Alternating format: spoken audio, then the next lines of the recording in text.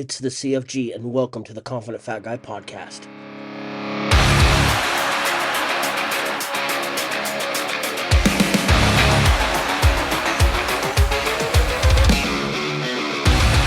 What is going on, beautiful people, and welcome to another episode of the Confident Fat Guy podcast. On today's episode, we're going to talk about rebuilding.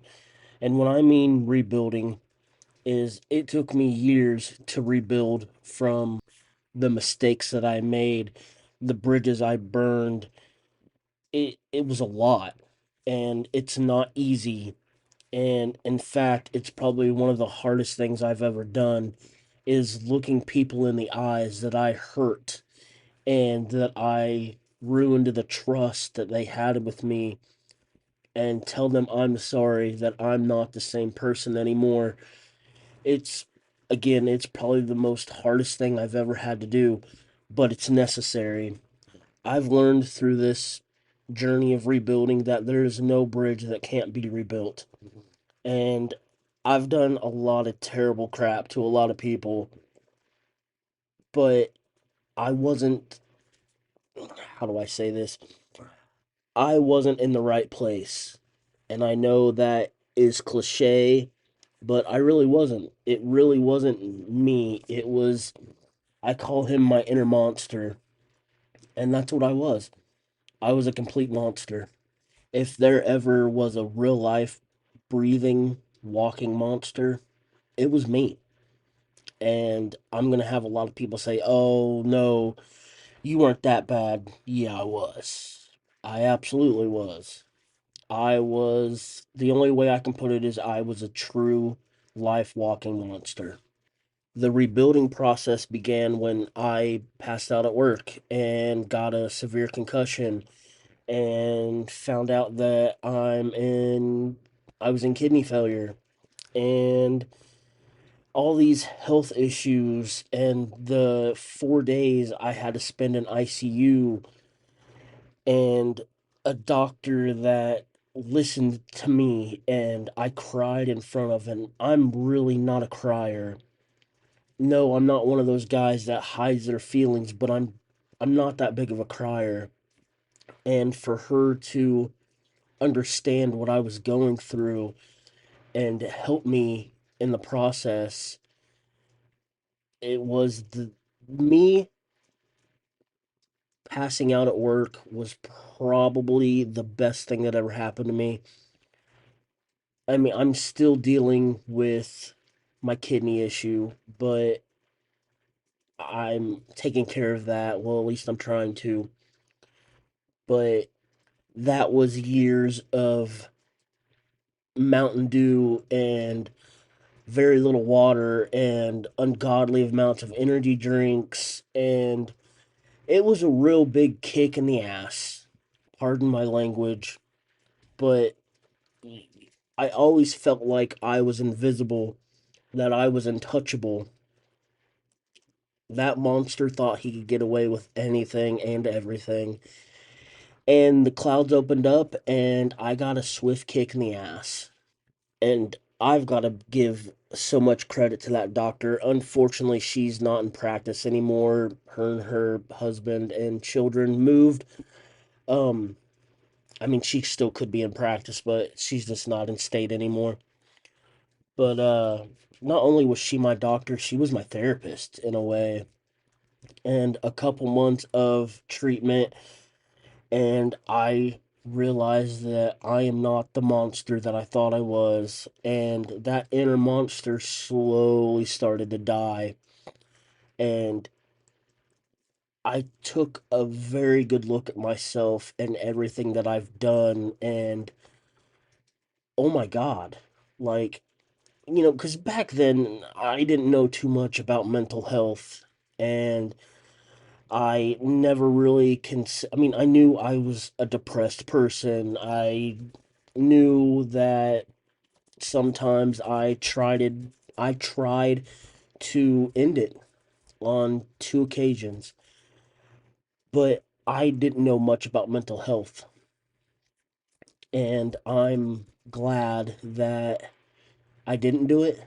I'm glad I can still be here to see my children grow. And I'm very happy with the person that I'm becoming. I'm still working on it. I'm always going to continue to work on it. And I see so many people out there that's struggling. And if they would only take 5 minutes to listen to somebody and realize that there is nothing, and I mean nothing, that is worth ending it. And they're just not. And I had so many conversations with my demons, and to me, it was worth it. And I know they feel the same way, that if you do that, everything will go away, the pain will go away. But I'm here to tell you it won't. Your pain might go away, but you're just transferring all your pain to your friends and family. And I'm not trying to make this episode about suicide or anything like that, but unfortunately, that is a big part of rebuilding, is getting those thoughts out of your head, setting down with somebody you trust, and getting everything out. Because a lot of people that are close to that point don't know how to talk to people. They keep everything inside of them, they bottle it up. I was the same way. And to begin that process of rebuilding, you need to let that out. You need to talk to somebody. You need to write it down in a journal. I don't care how you get it out, but then you need to sit down and realize that I need help. And there's not too many people that are at that point that think that they can be helped. I didn't think I could be helped, but again, I didn't think I had problems. Yes, I knew I was very angry and I didn't know why. I knew I was so depressed, but I didn't know why. It's a very hard process, and I commend those people that have stood up and said, I'm tired of this, and they got help. And in one of the last episodes, I talked about accountability, and really, the very first steps of rebuilding is taking accountability. And that is definitely not easy, because I didn't think I was doing anything wrong. I mean, I knew I was arrogant and cocky, but that's not me, and that's not you either. Now, don't get me wrong, there are several people that are out there that are very arrogant, but I was for a different reason. And taking accountability for my actions, and taking accountability for the wrongs that I have done, and taking accountability for the pain and suffering that I put on people, I had to look in the mirror and take accountability. And that is a rough thing to do, especially when you're finally clear headed and you see everything that you have done wrong. Once that happens and you have a clear head and you can stand up and be like, I did that. That was my fault. I blamed everybody else for my actions, and really it was me. Once you do that, then you can start rebuilding. And it's going to take time.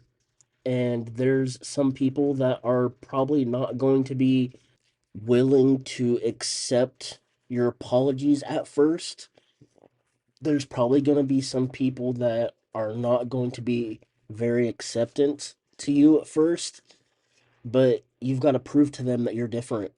And you've got to prove that you are actually trying to make things better, and that you are really trying to work on yourself.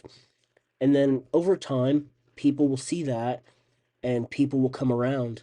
Not everybody, unfortunately, but people will come around. I've went to almost everybody that I've ever hurt or anything like that, and there's some that I can't get a hold of, and That's just something I'm going to have to deal with. But, it took me a while to gain people's trust again. It took me a while to prove to people that I'm not the same person. And it's hard, but it can be done. And you can do it. You don't have to end your life. You don't have to do it alone, because there are many, many people out there that can help. And that's another reason why I started the Confident Fat Guy brand, because I wanted to be the voice of the voiceless, and I wanted to share my stories for other people that were in my situation, that knows that they're not alone. What I did is I wrote down everything that I needed to accomplish and things that I needed to fix, whether it was relationships, finances, everything that I needed to get done to fix my screw ups. And I've done it. I talked to people, I've fixed my finances, I've just become a better person. And there's always light at the end of the tunnel, and I just wish more people could see that and understand that. I understand that the world we live in right now is not the best atmosphere. There's too many. All I'm going to say is to not start drama. Is there is a lot of one-sided and negative people. And there is a lot of my side is better and my opinions matter more than yours and my thoughts are more important than yours. You do you. You be the person that you want to be. Just don't shortcut the process. Nobody is going to make it better for you. You're going to have to do it.